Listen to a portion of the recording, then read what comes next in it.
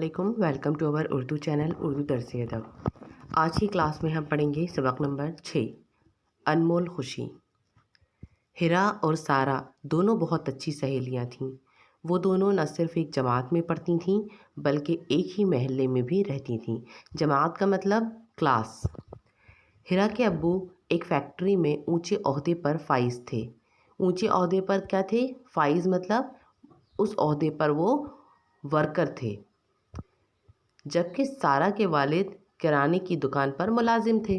समझ में आया? हिरा के अब्बू फैक्ट्री में थे और सारा के अब्बू किराने की दुकान पर। दोनों सहेलियां साथ स्कूल जाती और साथ वापस आती। हिरा को सारा की अम्मी के हाथ के बने हुए लच्छेदार पराठे बहुत पसंद थे, जबकि सारा को हिरा की अम्मी के हाथ के बने चटपटे शमामी कबाब खूब भाते थे।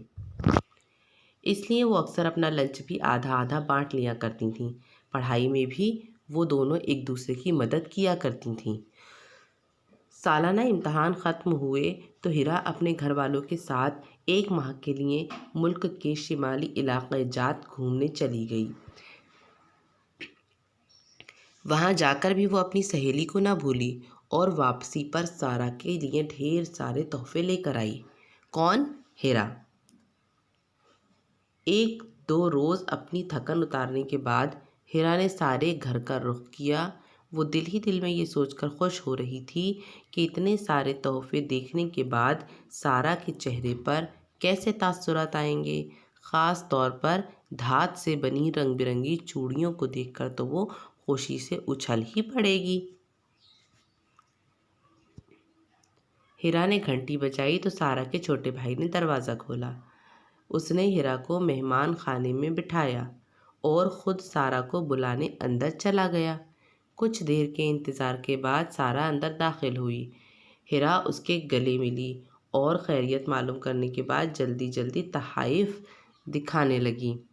तोहफे देखकर सारा के चेहरे पर एक लम्हे के लिए खुशी के तासुरात उभरे, लेकिन उसने अपनी खुशी का इजहार ना किया और रस्मी तौर पर हिरा का शुक्रिया अदा करके तोहफे उठाकर कमरे में ले गई। हिरा को उसका रवैया बुरा तो लगा, लेकिन वो खामोश रही। सारा ने उसके लिए शरबत बनाया और फिर वो कुछ देर तक उससे इधर उधर की बातें करती रही। उसने हिरा से ये भी नहीं पूछा कि उसका शिमाली इलाका जात का सफ़र कैसा रहा। ठीक है बच्चों, वो जब वहाँ से घूम कर आई थी तो उसके लिए बहुत सारे तोहफे लेकर आई थी और सारा को उसने तोहफे जब ला कर दिए तो वो सोच रही थी कि वो खुशी से उछल पड़ेगी, लेकिन ऐसा कुछ हुआ ही नहीं। बल्कि वो उसने सारे तोहफे उठाए और कमरे में ले गई और उससे ये भी नहीं पूछा सारा ने कि उसका सफ़र कैसा रहा, है ना। तो उसको उसका रवैया बहुत अजीब लगा।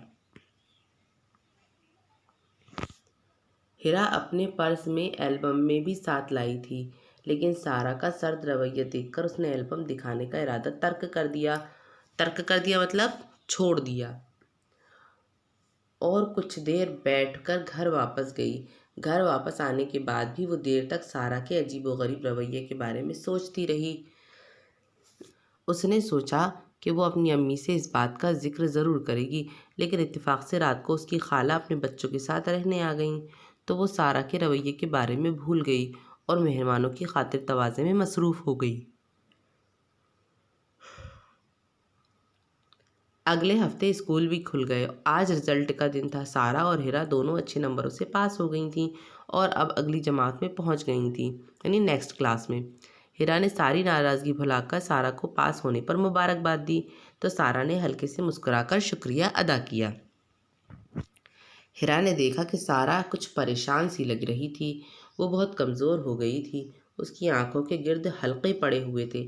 हल्के पड़े हुए से मतलब काले काले घेरे हो जाते हैं आंखों के आसपास टेंशन की वजह से वो, और यूनिफॉर्म भी मेला मेला सा था। हिरा ने सारा से सवाल किया, क्या हुआ सारा, तुम्हारी तबीयत कुछ ठीक नहीं लग रही है?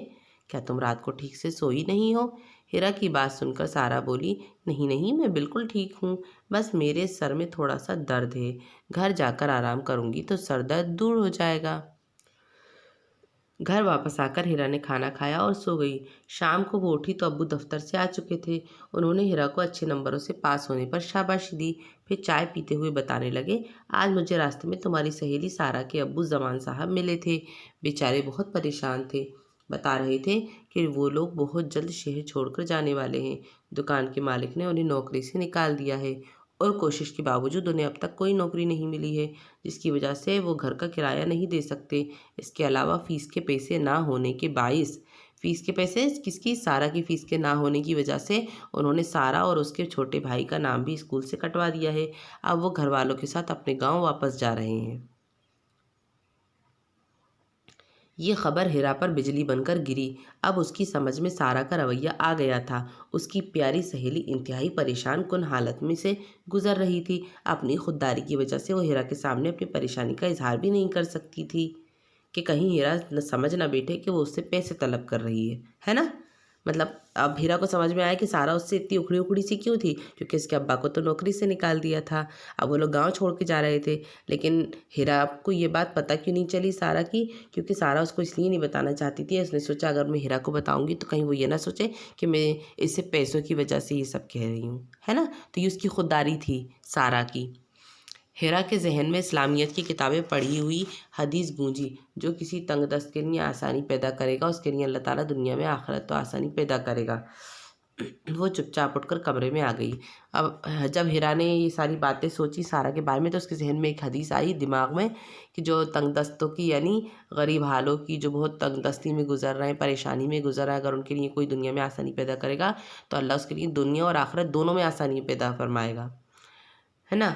اس نے اپنی الماری سے رقم والا ڈبہ نکالا جس میں وہ پچھلے 8 ماہ سے نیا ویڈیو گیم خریدنے کے لیے پیسے جمع کر رہی تھی۔ اس نے ڈبہ کھولا اور بغیر کسی ہچکچاہٹ کے وہ رقم نکال کر میز پر رکھ دی۔ یہ رقم سارہ اور اس کے بھائی کے لیے نیا یونیفارم خریدنے کے لیے کافی تھی۔ اس کے بعد ہیرا نے اپنی اسکول کی ہیڈ ماسٹریس کے نام ایک درخواست لکھی جس میں اس نے سارہ کی پریشانی کا ذکر کرتے ہوئے اس سے فیس معافی کی گزارش کی۔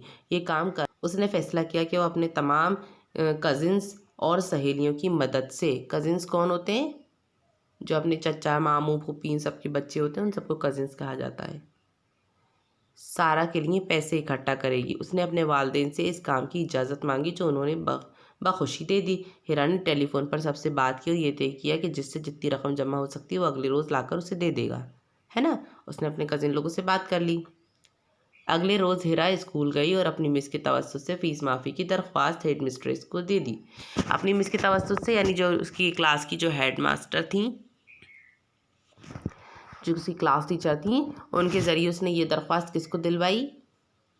وہاں کی جو پرنسپل تھیں ان کو دلوائی، ہیڈ مسٹریس، ہے نا؟ اگلے روز انہوں نے ہیرا سے وعدہ کیا کہ وہ جلد سے جلد سارہ کے والدین کو اسکول بلا کر بات کریں گی اور فیس معافی کی درخواست پر بھی غور کریں گی۔ شام تک ہیرا کے پاس اچھی خاصی رقم جمع ہو چکی تھی۔ وہ اپنی اس کامیابی پر بے انتہا مسرور تھی۔ اب آخری کام باقی رہ گیا تھا۔ ہیرا نے ڈرتے ڈرتے ابو سے پوچھا، ابو کیا آپ سارہ کے ابو کے لیے کسی نوکری کا بندوبست کر سکتے ہیں؟ ہیرا کے اس سوال پر ابو نے چونک کر اسے دیکھا اور بے اختیار سر پر ہاتھ مار کر بولے، مجھے یاد آیا کہ آج صبح ہی ہماری فیکٹری میں ایک لڑکا اچانک نوکری چھوڑ کر چلا گیا ہے۔ مشین چلانے کے لیے ہمیں فوری طور پر کسی محنتی اور قابل بھروسے آدمی کی ضرورت ہے۔ زمان صاحب کو اس کام کے لیے بالکل موزوں شخص ہے نا؟ یعنی ہیرا کے ابو کو بھی ایک نوکر کی تلاش تھی اور ان کی نظر میں زمان صاحب سے اچھا کوئی بھی بھروسے مند انسان نہیں تھا جو ان کی فیکٹری میں کام کر سکے، کیونکہ وہ تو ہیرا کے ابو جو تھے وہ ایک فیکٹری میں اونچے عہدے پر تھے، تو ان کو تو اس بات کا حق تھا کہ وہ کسی کو بھی نوکر رکھ سکتے تھے۔ تو ہیرا کے کہنے پر انہوں نے حامی بھر دی۔ ابو کے منہ سے یہ خوشخبری سن کر ہیرا پھولی نہیں سمائی، وہ ابو کے سر ہو گئی۔ وہ اس کے ساتھ سارہ کے گھر چلے۔ ہیرا کے بے انتہا ضرور اصرار پر وہ چلنے کے لیے تیار ہو گئے۔ جب وہ اپنے ابو کے ساتھ سارہ کے گھر پہنچی تو دیکھا کہ اس کے گھر کا سارا سامان گاڑی میں رکھا جا چکا تھا اور سارہ اپنے والدین کے ہمراہ آنسو بہاتی گاؤں کے لیے روانہ ہو رہی تھی۔ ہیرا نے دوڑ کر سارہ کا ہاتھ پکڑ لیا۔ مطلب سارہ جا رہی تھی اپنے والدین کے ساتھ، اپنے ماں باپ کے ساتھ گاؤں چھوڑ کر، اور انجان بن کر پوچھا، یوں مجھ سے ملے بغیر کہاں جا رہی ہو سارہ؟ سارہ نے اپنی دوست کی طرف دیکھا اور اس کے گلے لگ کر پھوٹ پھوٹ کر رو پڑی۔ ان کے والدین نے بھی یہ منظر دیکھ کر آبدیدہ ہو گئے، یعنی وہ لوگ بھی رونے لگے۔ ہیرا نے سارہ کے آنسو پوچھے اور خاموشی سے رقم کا تھیلا اس کے ہاتھ میں تھما دیا۔ اتنی ساری رقم دیکھ کر سارہ حیران ہو گئی اور قبول کرنے سے انکار کرنے لگی۔ اس نے سوچا یہ اتنے سارے پیسے کیوں دے رہی ہے، تو اس نے منع کر دیا۔ ہیرا نے کہا یہ ساری رقم تم لوگوں کے لیے ہیں، تم لوگ کہیں نہیں جا رہے ہو کیونکہ ہیڈ مسٹریس صاحبہ نے تمہاری اور تمہارے بھائی کی فیس معاف کرنے کا وعدہ کیا ہے، اور انکل کی ملازمت کا بندوبست بھی ہو گیا ہے۔ کل سے تم دونوں اسکول آؤ گے اور انکل میرے ابو کی فیکٹری میں کام کریں گے۔